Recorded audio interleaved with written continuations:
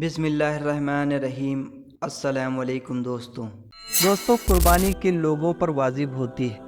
یہ ایک عجیب مسئلہ ہے جو اکثر مسلمانوں کو نہیں پتہ ہوتا ہے۔ قربانی ایک عبادت ہے۔ رسول اللہ صلی اللہ علیہ وسلم کا ارشاد ہے کہ قربانی کے دنوں میں اللہ تعالیٰ کو قربانی سے زیادہ عمل کوئی بھی محبوب نہیں ہے۔ لیکن ایسے میں ایک سوال جو ہمیشہ لوگوں کے ذہنوں میں رہتا ہے کہ قربانی کن لوگوں کو کرنا ضروری ہوتی ہے اور کن لوگوں کو نہیں، اور کتنا مال ہو تو آدمی پر قربانی واجب ہو جاتی ہے اور کتنا مال نہ ہو تو قربانی واجب نہیں ہے۔ تو آئیے جانتے ہیں اس ویڈیو میں۔ نمبر 1، عاقل ہو، یعنی عقل مند ہو، پاگل یا مجنون پر قربانی نہیں۔ نمبر 2، بالغ ہو، نابالغ پر قربانی واجب نہیں۔ نمبر 3، مسلمان ہو، کافر پر قربانی نہیں ہے۔ نمبر 4، مقیم ہو، جو مسافر ہو یعنی سفر کی حالت میں ہو، اس پر قربانی واجب نہیں۔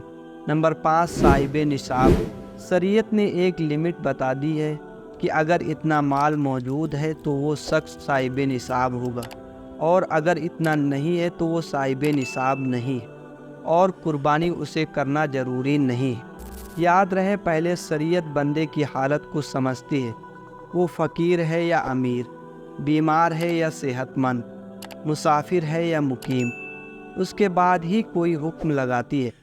جیسے حج صرف انہی لوگوں پر واجب ہے جن کی مالی حالات بہتر ہے۔ نماز سب پر واجب ہے، لیکن بیمار کے لیے اور مسافر کے لیے حکم بدل جاتا ہے۔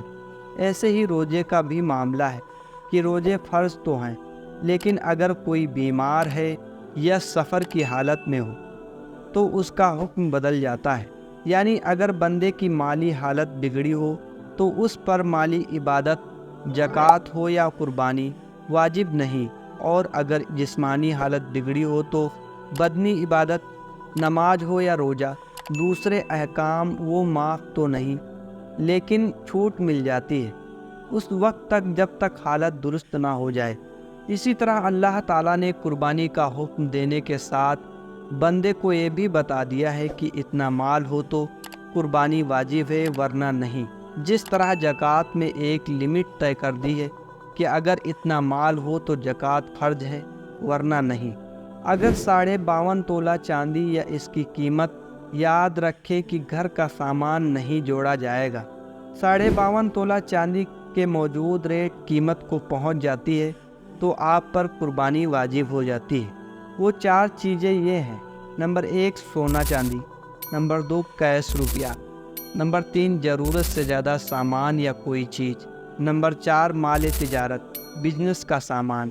ان 4 چیزوں کو جوڑ کر دیکھیں، پھر جتنے قرضے ہیں جو ادا کرنے ہیں اس کو اس جوڑے ہوئے مال میں سے مائنس کر دیں۔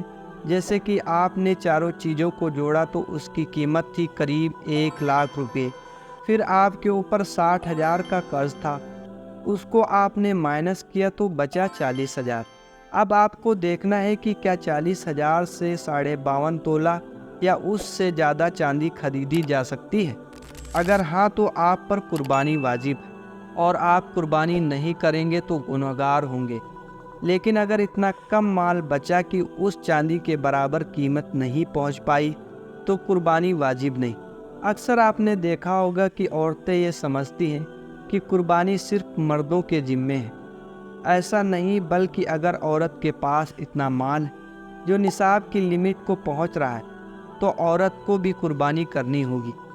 جیسے اس کے پاس اتنا سونا یا چاندی رکھا ہوا ہے جو 52.5 تولہ چاندی کی قیمت سے زیادہ ہے، تو اس پر جیسے زکوٰۃ واجب ہوئی تھی ویسے ہی قربانی بھی واجب ہوگی۔